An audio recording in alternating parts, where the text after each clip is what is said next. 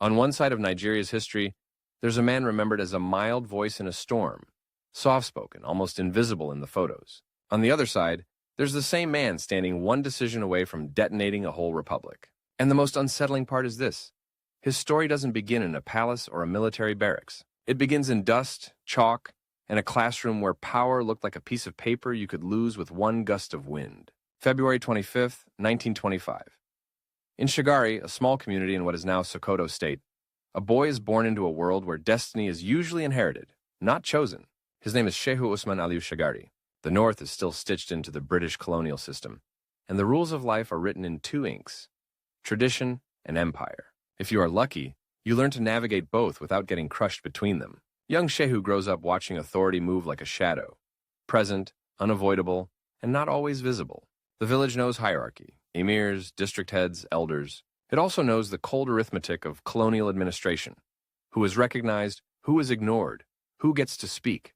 There's nothing cinematic about it, until you realize what the boy's collecting in his head: the ability to read a room before he reads a book. Education for him isn't a hobby. It's a weapon, but it's also a gamble. In a society where many futures are pre-decided, the classroom is one of the few places where a life can bend in a new direction. He attends local schools, then moves deeper into formal training, learning not only subjects but systems: how rules are made, how people are persuaded, how obedience is manufactured. He is not loud, he is not theatrical. He is the kind of student teachers remember because he listens too carefully. By the time he is a young man, Nigeria itself is beginning to feel like a pressure cooker. Ethnic regions are becoming political machines. The North, the West, the East, each with fears, ambitions, and rivalries that are sharpening into blades. To outsiders, it might look like politics, but to those inside, it feels like survival. Every speech is a rehearsal for conflict. Shagari becomes a teacher. Imagine it: a future head of state, not barking orders, but standing before children, writing on a board, watching faces, learning patience. Teaching forces a person to master time. Every lesson has a beginning, a middle, and end. But outside the classroom, Nigeria has no neat structure. It's a country learning to speak with one voice while thinking with many. And then comes the moment where a quiet life starts to tilt. Politics begins pulling people in like gravity, and the smartest among them sense it early. If you don't enter the arena, someone else will decide what your world becomes. Shagari starts moving closer to public life, first through local structures, then by stepping into the rising currents of party organization. Here's where the first shadow of his lifelong conflict appears, because Shagari is not the only one climbing. In the same northern political ecosystem, another figure is rising with a completely different style: sharper, more forceful, more commanding in tone. A man who doesn't just want influence, he wants to dominate the narrative. The rivalry doesn't begin as an open war, it begins as comparison. In meetings, people measure Shagari's calm against the other man's intensity. In corridors, whispers form. Who is the future of the North? Who can carry the region's weight into the coming independence era? Shagari's approach is slow and methodical, almost deceptively so. He learns coalition building the way a carpenter learns joints: invisible when done well, catastrophic when done wrong. He understands that in Nigeria, the obvious move is often the trap. He also understands that the loudest voice in the room is not always the strongest. Sometimes it's the most afraid. As the 1950s unfold, constitutional talks and political conferences reshape Nigeria's future. Self-government becomes not a dream but a timetable. Every region is positioning itself for the transfer of power, and the stakes are terrifying. Whoever controls the new state will control resources, security, identity. This is not theory. It is the difference between being protected and being preyed upon. Shagari steps further in. He becomes connected to the dominant northern political bloc, the Northern People's Congress, a powerhouse built from traditional authority, modern administration, and disciplined organization. But being inside the machine is not the same as controlling it. There are factions, senior figures, and, most dangerous, ambitious climbers. His competitor is one of those climbers. More charismatic, more impatient, more willing to turn personal ambition into a public crusade.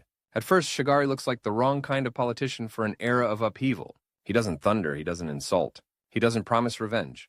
Yet he keeps rising. Why? Because when a room is full of fire, people start searching for water. When political leaders fear that one wrong word could trigger riots, they begin valuing restraint the way sailors value calm hands in a storm.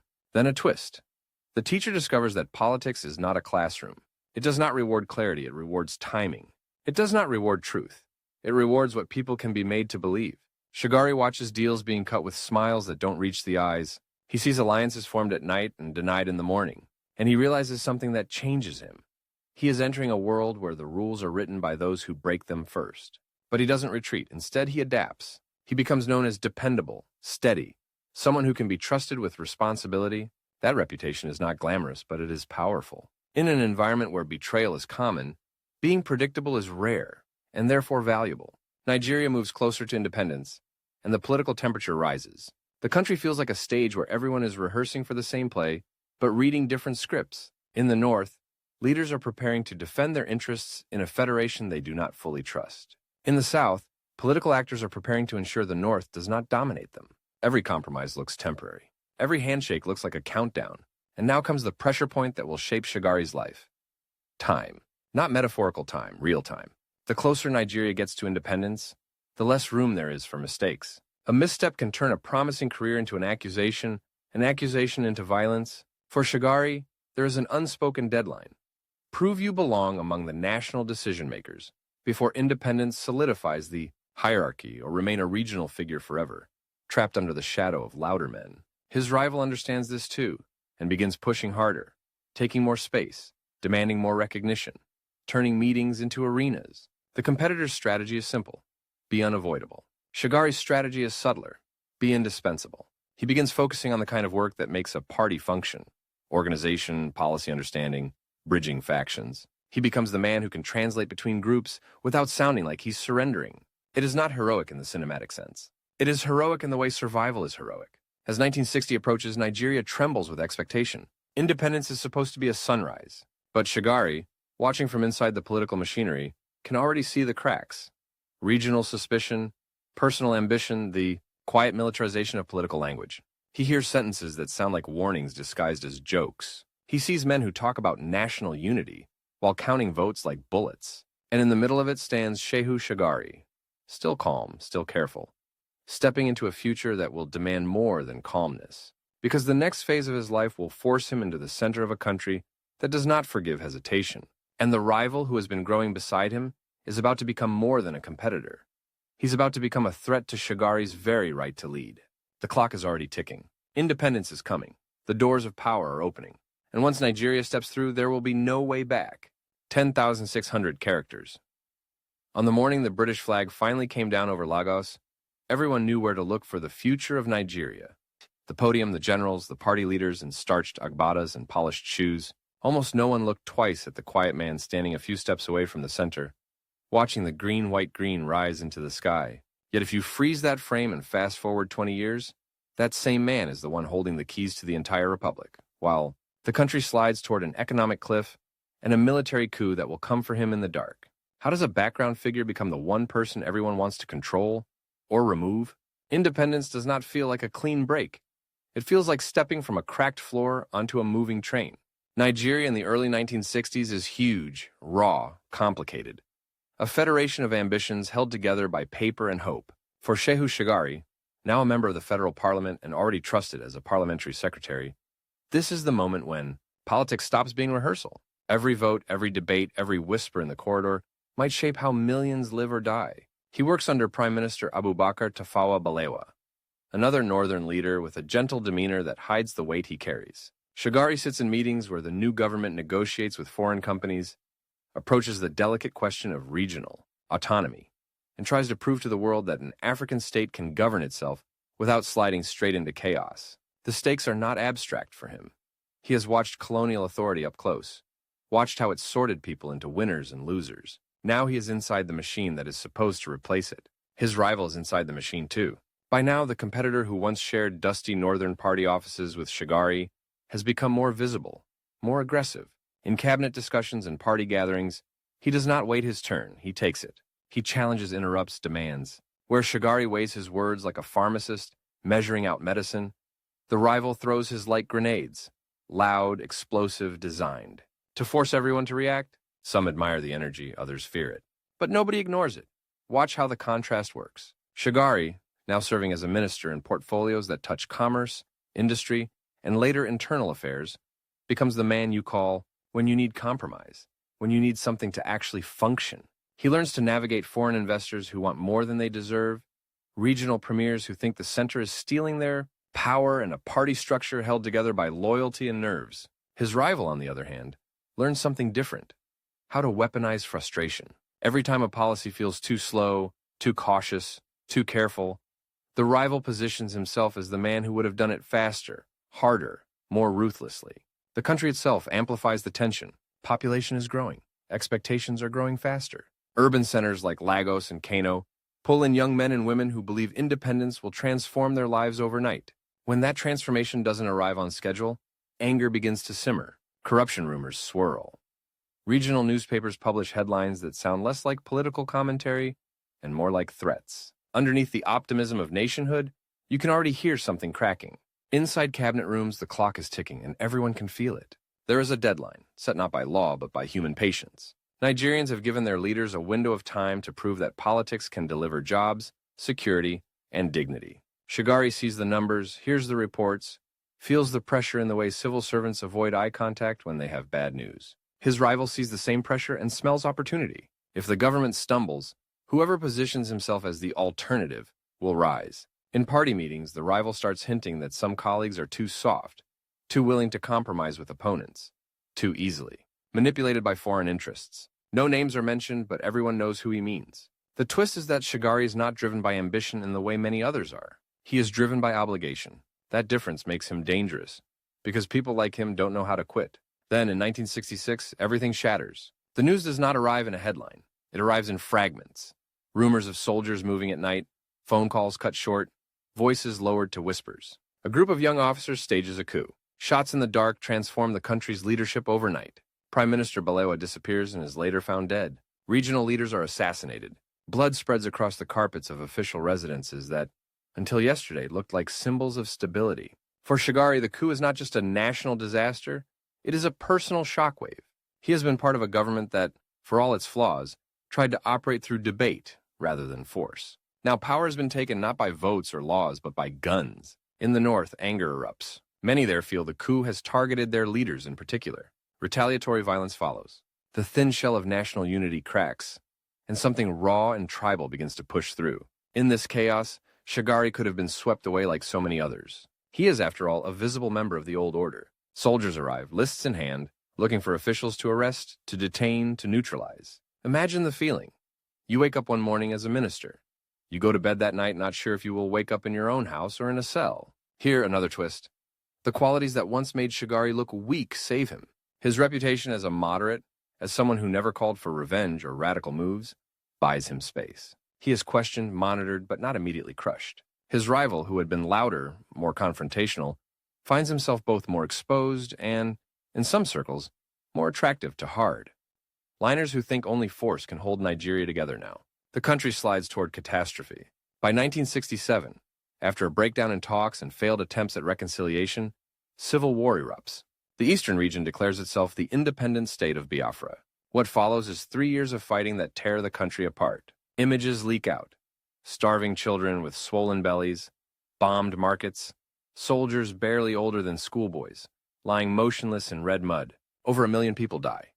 The idea of Nigeria itself seems to hang by a thread. Where is Shagari in this inferno?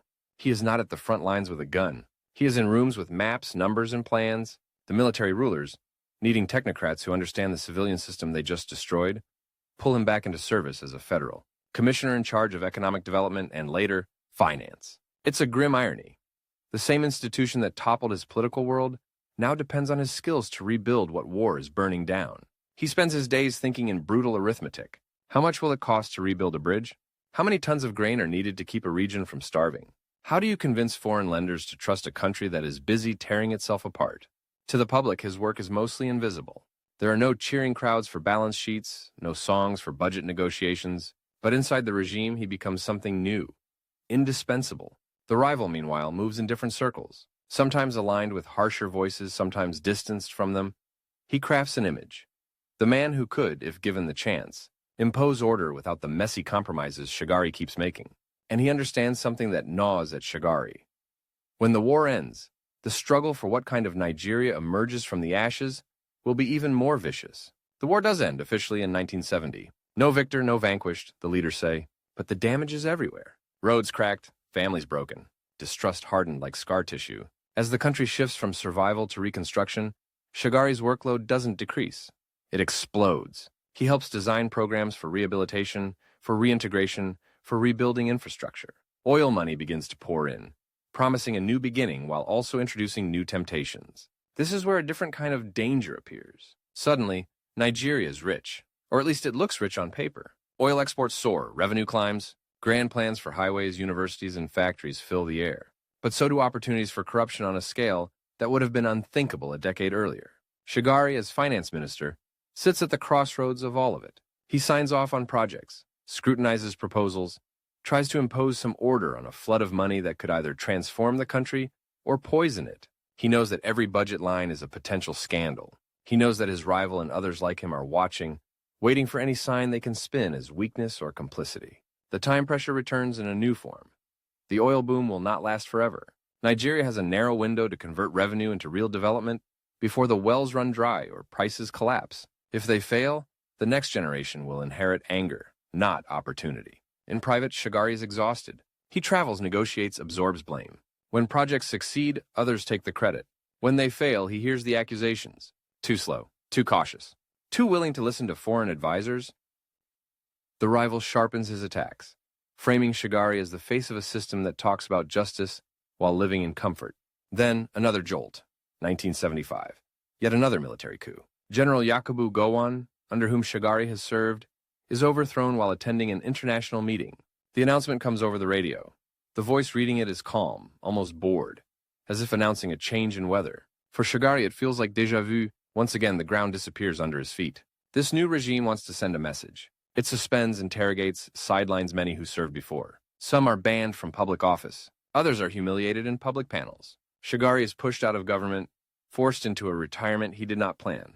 After decades of constant motion, from teacher to parliamentarian to minister to commissioner, he finds himself back in the quiet spaces he once left behind. He returns to his hometown more often, walks familiar roads, prays in familiar mosques. Neighbors see him sitting outside, more frequently now, watching children play. It would be easy to say, that's it. His story ends here. A man who came close to the center but never quite held it. A loyal servant of governments that discarded him when convenient. Even he might have felt that temptation, to accept that his time had passed. But history is not done with him. It is only pausing, drawing breath. The military, under pressure at home and abroad, eventually admits that it cannot rule forever. A transition to civilian rule is announced. Committees begin drafting a new constitution. Political prisoners are released. Once again, parties start forming, their acronyms multiplying like storm clouds. It is the late 1970s now, and Nigeria is getting ready to gamble on democracy again. Here, the rivalry that has followed Shagari for decades explodes into the open.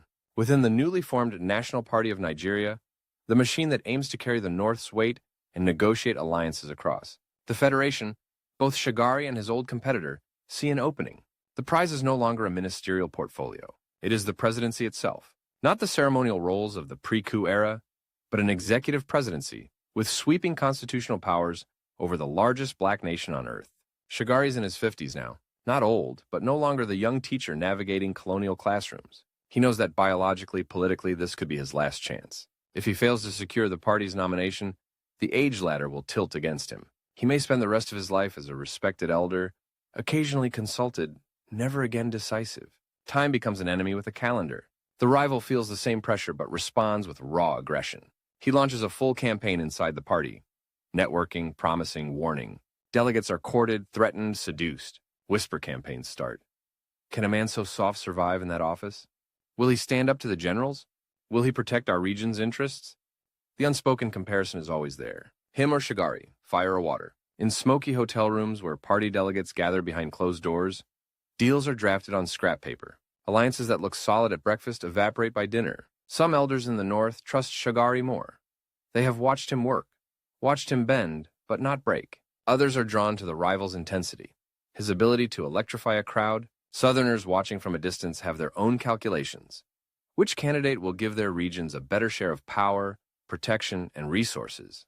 The twist, the one the rival does not see coming, is that his own sharp edges become his weakness. Too many people in too many regions fear that once in power he would rule for his faction first, the country second. Shagari, by contrast, is not loved in the way charismatic leaders are loved. But he is trusted. trusted not to humiliate defeated opponents, trusted not to use the security forces as personal weapons, trusted above all to listen. When the party finally makes its choice, it is not after a clean, uplifting contest. It is after bruising arguments, sleepless nights, and last-minute switches. Shagari emerges as the presidential candidate of the National Party of Nigeria, not because he dominated the room, but because he made it possible for more people to breathe inside it. His rival, denied the prize at the moment he believed it was his, does not simply fade away. He becomes a threat in a new form, a rival who might sabotage from the sidelines, who might align with other parties or forces to undermine a Shagari presidency before it even begins. Now the countdown leaves the party and moves to the entire nation. The military sets a timetable for elections and a handover date. These are hard deadlines written into the transition plan. If the elections fail, if violence explodes, if the courts are overwhelmed with disputes, the soldiers have an excuse to stay. Shagari has months, not years, to travel a country scarred by war and coups, to convince people from Lagos to Maiduguri that a soft-spoken northerner can be the face of a new civilian era. He campaigns in rain and heat, in stadiums and dusty fields, his voice sometimes lost in bad sound systems, his words translated into languages he doesn't speak. He promises stability, reconstruction, respect for all regions. He avoids inflammatory language even when provoked. His rivals in other parties attack him as the choice of the conservative establishment, as a man who will be too gentle to confront corruption or military interference. His old competitor watches the rallies, the speeches, the crowds, and prepares his own counter-moves. Election day arrives like a held breath. Ballot boxes are set up under the watchful eyes of soldiers and international observers. Voters line up before dawn. Some are excited, some are skeptical. Some simply hope that this time their vote will not dissolve into violence. The counting is slow, nerve-shredding. Figures trickle in region by region, radio announcers reading them out with voices that shake slightly, even when they try to sound calm. When the result becomes clear, it is not a landslide, but a narrow path cut through a forest of suspicion. Shagari has won enough support across regions to claim victory, but immediately, challenges erupt. Legal challenges, political challenges, whispered challenges. His opponents say the margins are too slim, the process flawed. His rival, still smarting from the party defeat, sees another chance to question his legitimacy, to paint him as a president who enters office under a cloud. And yet the timetable holds, the courts rule. The military, under pressure to keep its word, prepares to step aside. The stage that once seemed permanently occupied by men in uniform is about to be handed back, however reluctantly, to a civilian who started life in a village classroom. On the day set for inauguration, Shagari dresses not as a teacher, not as a backroom negotiator, but as a head of state. The crowds outside are a mix of hope, fear, and doubt. Somewhere in that crowd, his rival stands. Not physically, perhaps, but as a presence. A reminder that every decision from now on will be fought over, second-guessed, resisted. As he walks toward the platform where he will take the oath, the clock he has been racing his entire life grows louder. It is no longer counting down to an opportunity. It is counting down to judgment. Every promise will be tested. Every compromise will be scrutinized. And somewhere, in barracks across the country, men in uniform are watching too, silently calculating how long this experiment in civilian rule will last. Power does not begin when you raise your hand and repeat an oath. It begins the first night you cannot sleep because a whole country might collapse if you choose wrong in the morning. On his first night as president, Shehu Shagari does not celebrate. The ceremonies are over, the camera's gone, the visiting dignitaries on their way back to hotels. It is late. Lagos hums outside the villa walls, generators, distant traffic, the restless murmur of a city that has seen too many promises come and go. Inside, the air is heavy with newness. Fresh paint, new carpets, the faint smell of polished wood. A flag stands in the corner, green, white, green, perfectly ironed, perfectly still. He sits at a desk that has already outlived several regimes. Files are stacked in front of him like small concrete blocks. Security briefings, economic reports, intelligence summaries, memos on appointments. Someone has left a neat leather folder on top. It contains one document, no decoration, no ceremony, the schedule for the next 4 years. It is not poetic, it is terrifying. Deadlines for the new Constitution's implementation, for key laws, for budget cycles, for debt payments, for international obligations, dates for meetings with the military high command, dates by which the world expects results. Somewhere between those lines, invisible but real, lies another countdown. How long the generals will tolerate mistakes, how long the people will tolerate hardship, how long his own party will tolerate a president who refuses to play politics like a knife fight. 4 years, one term. That is the legal limit. But in reality, he has much less. He knows it. The first shock comes almost immediately. Behind the smiles of the transition, the books are uglier than anyone admitted on the campaign trail. Oil revenue is already wobbling. Debt is heavier than expected. Government ministries, swollen during years of military rule, are leaking money in every direction. The boom that once made Nigeria feel invincible is already starting to slow. He turns page after page, the numbers blurring into each other, and feels something colder than fear. Urgency. In the early months, he moves carefully but not timidly. He appoints ministers from different regions, trying to balance experience with political calculation. He keeps some old hands who understand how the system really works. He brings in fresh faces who can speak to a younger generation, still traumatized by war but hungry for progress. He pushes programs aimed at rural development, agriculture, education. The idea is simple and impossible at the same time: to show that a civilian government can deliver faster than a military one, without bayonets or decrees. Outside, expectations explode. In cities, people want better jobs, better housing, better transport. Yesterday, in villages like the one where he once taught, they want clinics, roads, fertilizer, markets that actually function. Every community feels like it has waited its turn. Now it wants results. And because the new president once walked dusty paths and taught under tin roofs, people believe, perhaps more than they should, that he will remember them. He remembers, but memory does not increase revenue. Inside cabinet meetings, he is still the man he was in Parliament. Patient, cautious, listening more than he speaks. Ministers argue, sometimes fiercely. Some want to spend aggressively. Others fear inflation and waste. The old rival, now a powerful figure in the political landscape, even if not seated at the cabinet table, moves through party corridors and private parlors like a storm. He tells anyone who will listen that the new administration is already too slow, too vague, too weak. Look at the clock, the rival says in smoky inner rooms where party elders gather. 4 years, that is all he has. Does he think Nigeria is a village council where decisions can wait? That criticism is unfair, but it is not entirely wrong. By the end of the first year, some gains are visible. Construction cranes rise over highways and housing estates. New schools are announced. Agricultural projects are launched under banners with proud slogans. The press prints photographs of groundbreaking ceremonies, smiling ministers, hopeful crowds. It looks good, on paper, on film. But beneath the surface, a second story is forming. Oil prices begin to slide more sharply than anyone predicted. Global recession bites. Suddenly, the money that was supposed to pay for all those promises starts evaporating. Contracts already signed must be honored, or Nigeria's credibility will shatter. Loans must be serviced, or the country will be cut off from new credit. The government is caught between a furious present and a demanding future, with not enough cash to satisfy either. This is where Shagari's style becomes both his strength and his curse. He refuses the easy temptation to pretend. In tense meetings with economic advisors, he listens to worst-case scenarios presented in quiet voices over maps and graphs. The numbers show a brutal truth. The era of effortless spending is over. If Nigeria keeps acting like an oil prince, it will wake up in chains. He approves austerity measures he knows will be hated. Cuts, controls, painful restrictions. He does not enjoy it. He sees the faces behind the figures. Still, the rival seizes the moment. Finally, this, he tells supporters, is what comes from electing a man who thinks government is about patience. Patience does not pay salaries. Patience does not build factories. Patience does not stop corruption. Nay, the word corruption hangs in the air like smoke, because it is not just the economy. As projects proliferate and contracts expand, familiar old demons return. Some officials dip their hands into funds meant for roads and hospitals. Import licenses become golden tickets that can make fortunes overnight. Rumors swirl around businessmen who suddenly own mansions and fleets of cars. Newspapers hint at deals struck in hotel rooms, commissions taken in secrecy, promises traded like currency. Shagari reads these reports with a tightening jaw. He knows some accusations are exaggerated, fueled by political rivalry. He also knows some are true. He fires people when the evidence is strong enough. He reshuffles cabinets. He endorses investigations. But every move is slower than scandal.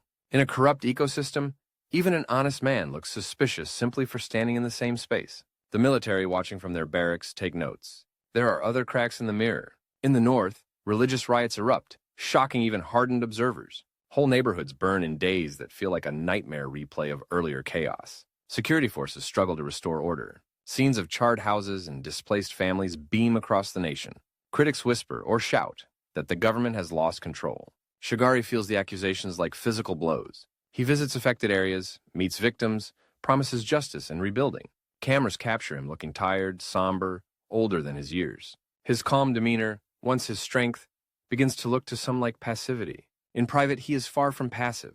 He holds long, painful meetings late into the night. He pressures ministers, demands reports, replaces officials. He pushes ahead with agricultural reforms meant to reduce dependence on imported food, believing that a country that cannot feed itself will always be hostage to crises. His green revolution becomes both policy and metaphor, an attempt to turn the earth itself into an ally. Farmers in scattered villages begin to feel some benefits: better seeds, some access to credit, improved extension services. But these are slow victories, measured in seasons and harvests. Urban anger, meanwhile, is measured in days and weeks. People living in crowded cities rarely see wheat fields. They see queues for rice. Time is turning against him. By the midpoint of his first term, the pressure is almost unbearable. His advisors show him polls, letters, reports. Frustration is rising. The international community pushes for more economic discipline. The military hints politely but unmistakably that stability cannot be taken for granted. Inside his own party, murmurs grow louder. The rival, who once lost the nomination to him, now finds new audiences eager to listen. 4 years, the rival repeats to anyone disillusioned. Not even 4 anymore. Look where we are. Is this the civilian miracle we were promised? And all the while, another countdown is approaching. The next election? By law, the people will decide whether Shagari gets a second term. By reality, that election will decide more than his career. If the vote collapses into chaos, if violence spirals, if legitimacy shatters, the military will not need a detailed justification to step back in. The world will nod solemnly, say Nigeria was not ready. History will reduce Shehu Shagari to a footnote, the man who proved that civilians could not govern Nigeria without falling apart. He knows this. He feels it in his bones. So he does something that surprises even some close to him. He decides to run again. It would have been easier in a way to step back and declare defeat disguised as dignity. He could have said he had done his duty and let others fight over a poisoned chalice. Instead, he chooses the harder path. The decision is not about ego. It is about control. Better to fight to shape the next chapter than to watch it written entirely by others. His rival sees the announcement and smiles a thin, cold smile. Good, he tells confidants. Let him run. Let him face the people with this record. The campaign begins under a sky thick with expectation and resentment. Nigeria is larger, more complex, more suspicious than when he first ran. The oil slump has tightened everyone's budget. Civil servants grumble about late payments. Students protest. Traders complain about import restrictions. Newspaper cartoons depict the president juggling inflation, corruption, and military impatience while trying not to drop the country. He travels anyway. He returns to stadiums and dusty fields, to town halls and palace courtyards. In some places, he's welcomed with songs and dances. In others, the applause is thin, polite, or missing entirely. His speeches are not fiery. That has never been his style. He talks instead about continuity, about finishing what was started, about the danger of constant resets. He reminds people that rebuilding a war-torn, ethnically divided, economically dependent giant is a long-term project, not a quick trick. His opponents, plural now across multiple parties, do not play the same tune. They promise change, speed, clean breaks. They paint him as the face of stagnation, of elite comfort, of missed opportunities. The old rival moves among them like an expert conductor, amplifying their attacks, hinting darkly that unless Nigeria chooses a stronger hand, it will sink. He never openly calls for military intervention. He does not need to. His meaning is clear to anyone listening carefully. The weeks before the election feel like walking along a cliff edge at night. Intelligence reports mention militants acquiring weapons. Party agents clash in streets. Regional tensions, never fully healed after the war, flare in campaign rhetoric. Shagari's security detail becomes tighter, routes more carefully planned. He says little about it, but he feels the danger in the way his staff check doors twice, the way his escorts scan crowds with quick, nervous eyes. Election day returns like a recurring dream, this time darker. Once again, voters line up. Once again, ballot boxes stand under the open sky, guarded by soldiers who insist they are neutral. Once again, results trickle in slowly, painfully. But now the atmosphere is sharper. Every delay feels suspicious. Every discrepancy feels like a betrayal. Accusations fly on radio and newspapers, through word of mouth. Rigging, intimidation, manipulation. When the final tally is announced, it places Shagari back in the presidency. Victory, but not the clean, healing victory he once hoped for. It is messy, contested, bitter. Legal battles erupt.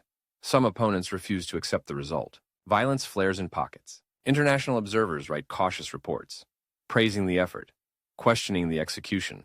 In living rooms and beer parlors, people argue about whether they have just witnessed democracy or its caricature. Shagari returns to the villa knowing something crucial. He has won time, but not trust. The second term begins under a cloud. The economy is still fragile. Public anger remains close to the surface. The military's patience is thinner than ever. His party, emboldened by retaining power yet scarred by the near miss, fractures into factions demanding rewards, positions, concessions. The rival, having failed to block his path through ballots, begins to speak in a different tone, less about elections, more about national salvation, discipline, firm correction. In private conversations, the word coup returns like a ghost. Shagari hears rumors. Some are wild, some are precise. Names of officers, possible dates, alleged meetings between politicians and soldiers in discreet guest houses. He orders security agencies to investigate. They bring back files, photographs, transcripts. Some are convincing, others clearly fabricated. Truth hides in the middle, as always, and he must act without ever being sure. He considers mass arrests, sweeping purges, dramatic displays of authority. Each time he pulls back. The memory of his own early career, of watching military rule crush civilians, restrains his hand. He does not want to become the thing he replaced. He still believes that a democracy that survives only by behaving like a dictatorship is not really a democracy at all, but restraint has a price. In barracks, some officers interpret it not as principle but as weakness. They see a president under siege from economic crisis, political division, and popular frustration, yet unwilling to forcefully reshape the system. They talk among themselves late at night, voices low, futures imagined. The rival's criticism feeds their doubts like dry wood feeds fire. The clock, which has haunted Shagari since that first night at the desk, begins to tick louder than ever. Ironically, just as plots against him ripen, there are areas where his policies begin to show quiet signs of success. Certain agricultural programs start delivering better yields. Some long-delayed infrastructure projects near completion. Regional leaders who once mistrusted the central government admit that, compared to the chaos of war and the harshness of previous military regimes, civilian rule, however flawed, has allowed more breathing space. History loves cruel timing. On a late December night in 1983, the villa is calmer than usual. It is the festive season, a time when people think of travel, family, rest. Shagari spends the evening with close relatives and aides, speaking more about personal matters than policy, laughing softly at small jokes. For a few hours, the weight on his shoulders feels slightly lighter. Then, in the small hours before dawn, phones begin to ring. At first, the messages are confusing. Movement in certain barracks, unusual radio traffic, senior officers unreachable. Signals are jammed. Some units that should be answering the president instead respond with silence. The pattern is horribly familiar to anyone who lived through 1966, 1975, 1976. Within hours, a voice that is not the president's comes on the national broadcast. Calm, controlled, claiming to save the nation from corruption, mismanagement, and electoral abuse. A new military leader declares that the civilian experiment has failed. The rival, who spent years criticizing Shagari as too soft to survive, wakes to the news and understands immediately what has happened. Publicly, he condemns the interruption of democratic rule because that is what one must say. Privately, he is not surprised. He has read the signs as well as anyone. The irony is sharp. The very instability he stoked to weaken his opponent has now swept away the entire civilian class, including himself. For Shehu Shagari, the coup is worse than a personal defeat. It is the fulfillment of his oldest fear. Soldiers arrive at the villa with a mixture of embarrassment and determination. Some have served under him ceremonially, others have never met him. They inform him that he is no longer president, that he is now in their custody. There is no vote, no debate, no legal argument. One moment he holds constitutional authority. The next, he is a detainee, his fate expressed in passive verbs: moved, held, guarded. He gathers a few belongings with the quiet efficiency of a man who has learned not to waste energy on fury when the real battlefield lies elsewhere. He looks once more at the desk, where he spent so many nights trying to outthink crises. The leather folder with the 4-year schedule is gone, replaced by the blunt reality of force. The clock he has raced all these years does not stop. It simply changes owner. As he is driven away under armed escort, past streets where people do not yet know their government has changed hands again, he understands something that will shape the rest of his life. Power in Nigeria is not just about winning elections or managing budgets. It is about surviving storms you did not summon and answering for outcomes you did not wholly control. In a quiet detention house far from the jubilant or fearful crowds, the former teacher, minister, and president sits once more with only his thoughts for company. Outside, the new regime begins its purge, its public trials, its declarations of moral renewal. His name is used as a symbol of excess, of softness, of civilian failure, by people who never saw the nervous hands he held, the late night maps he studied, the choices that offered no clean path. He cannot shape the narrative now. He can only endure it. Yet even here, in enforced stillness, the story is not over. The rival's out there somewhere, calculating his own next moves under a system he did not design. The people are out there too, some cheering the soldiers, some grieving the loss of their vote, many just trying to survive another transition. And the man in detention, stripped of office but not of memory, begins to think of something beyond terms and titles. Not how a presidency ends, but what, if anything, it leaves behind. The strangest thing about falling from power is not the noise of the coup, but the silence that follows.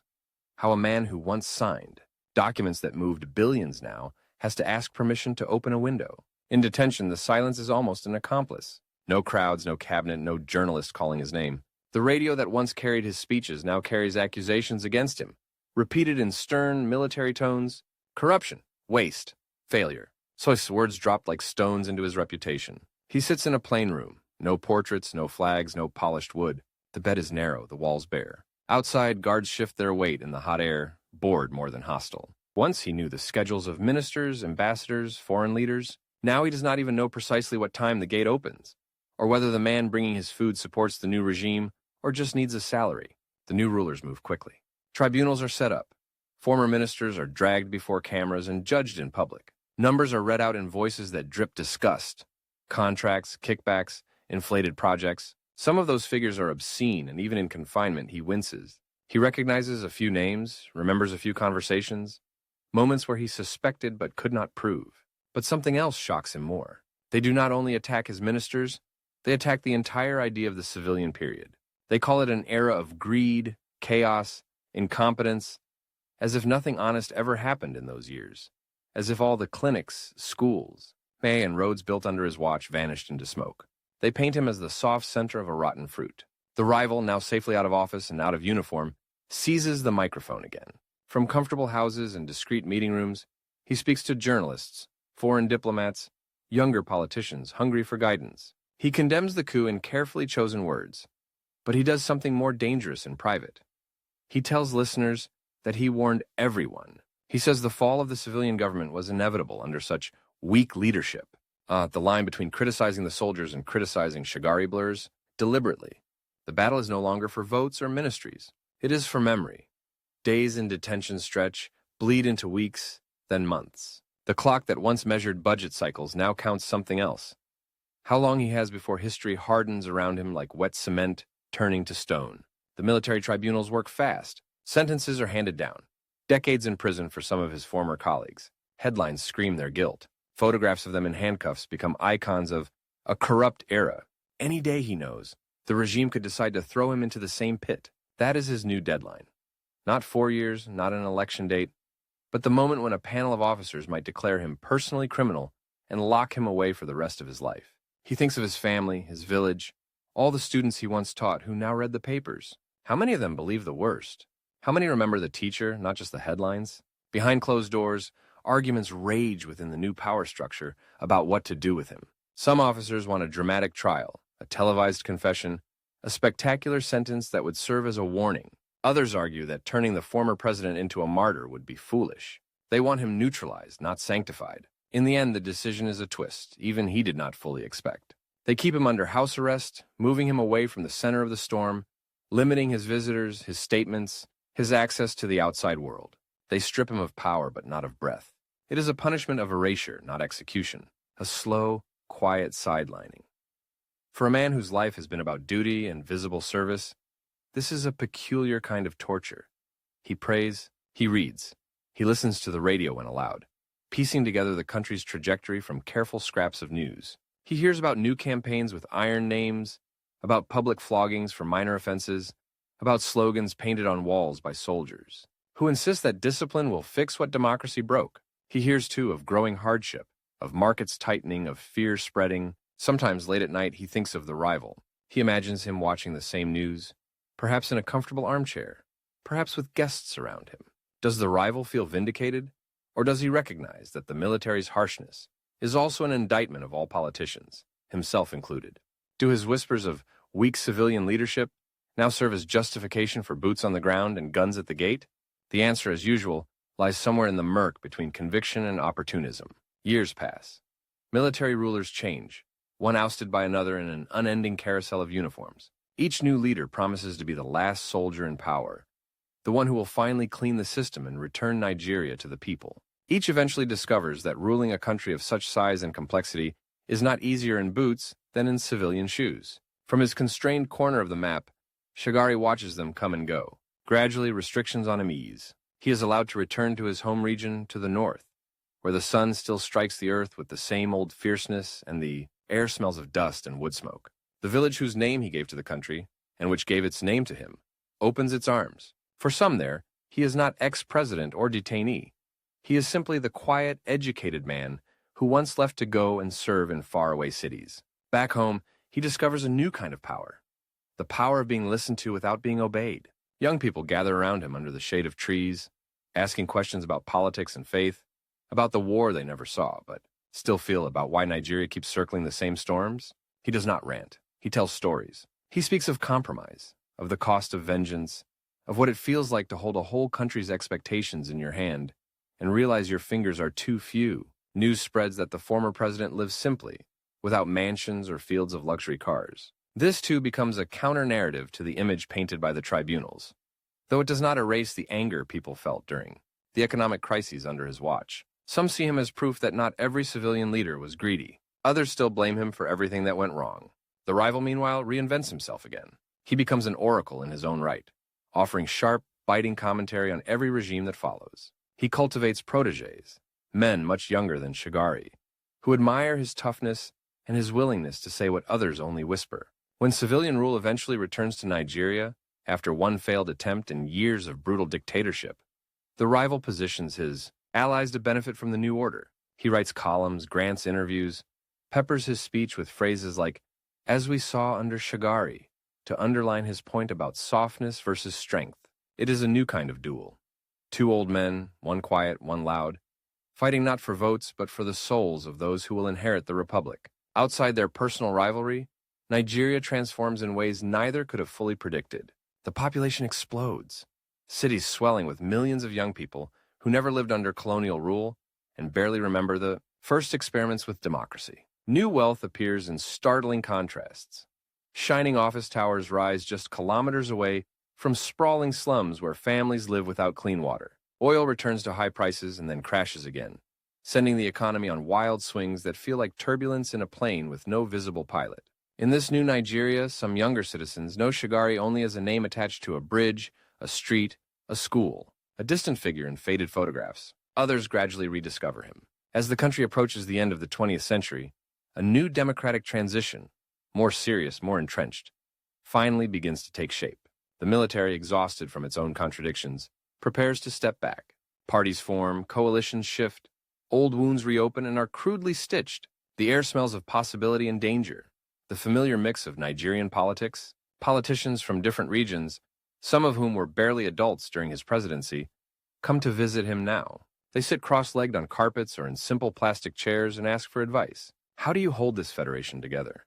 How do you convince those who lost an election to stay inside the tent instead of picking up guns? What do you do when the budget cannot satisfy every promise made on the campaign trail?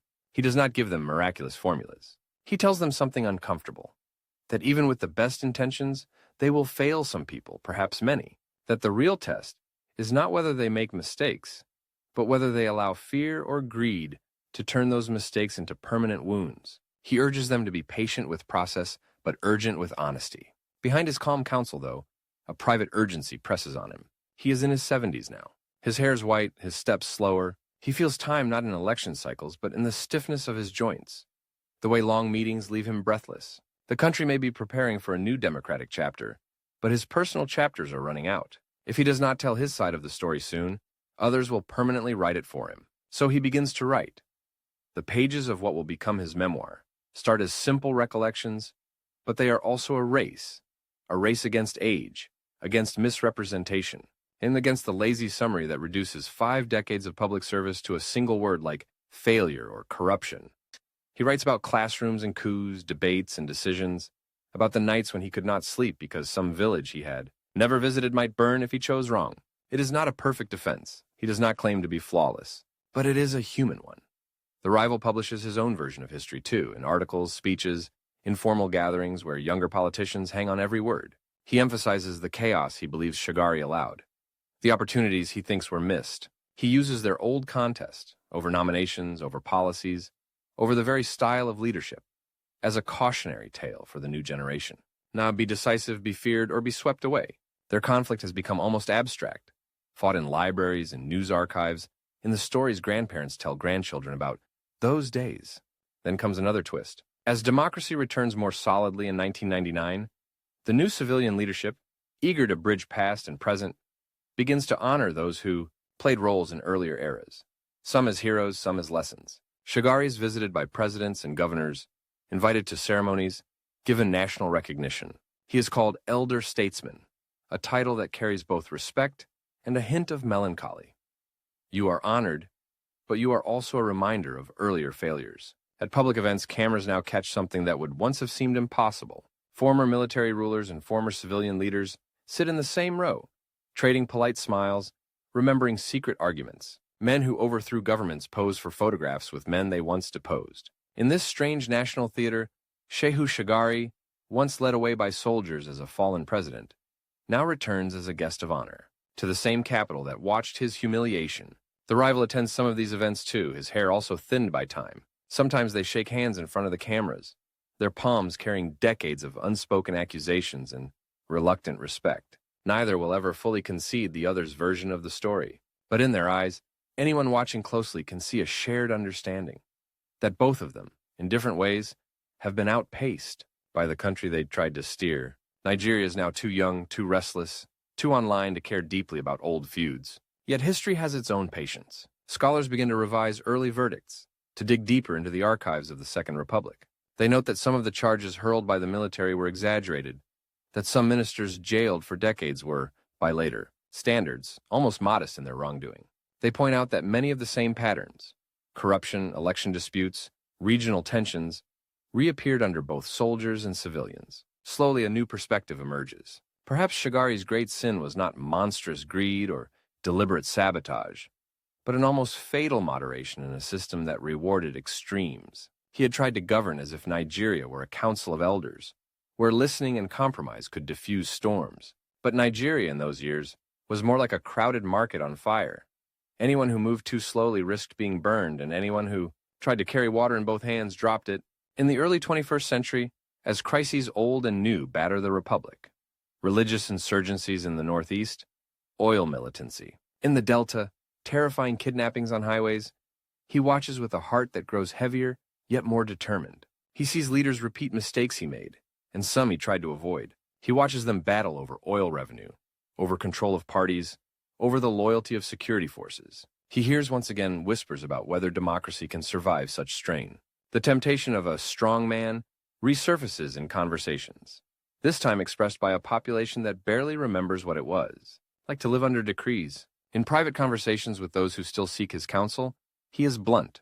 If you ask soldiers to solve political problems, he says quietly, you invite them to rule you again, and when they come, they do not bring ballot boxes.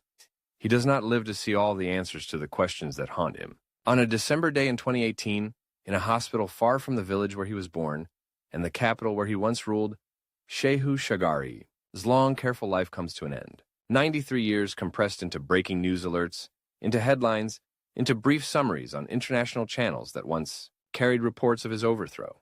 The images on television flicker, black and white photos of a young teacher in simple robes, grainy footage of a smiling president, taking the oath, harsh clips from military broadcasts condemning his government. Later videos of a white-bearded elder greeting officials with a gentle handshake. At his funeral, the crowd is a mirror of Nigeria itself. Traditional rulers in embroidered robes stand beside politicians in sharp suits. Security officers in crisp uniforms watch crowds of ordinary people wearing faded t-shirts, some of them bearing the faces of leaders who came long after Shagari left office. Prayers are said, tributes flow. Speakers call him a Democrat, a patriot, a gentleman in an ungentle time.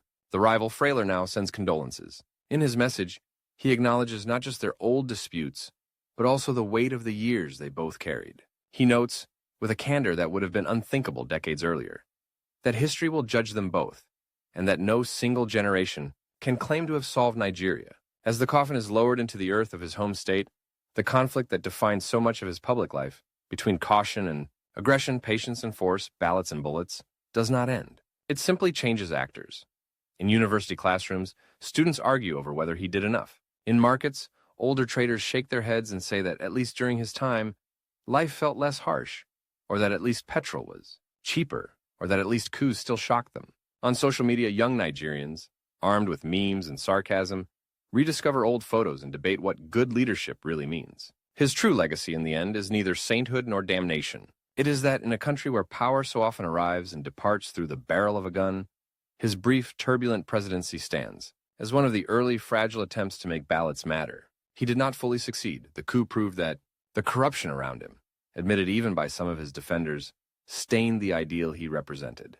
But the idea that civilians could rule, that a teacher from a small northern village could rise through parliaments and cabinets instead of barracks and battlefields, did not die with the tanks that rolled into Lagos in 1983. It slipped into the soil, into conversations, into the quiet conviction that, for all its flaws, democracy is a path worth attempting again and again.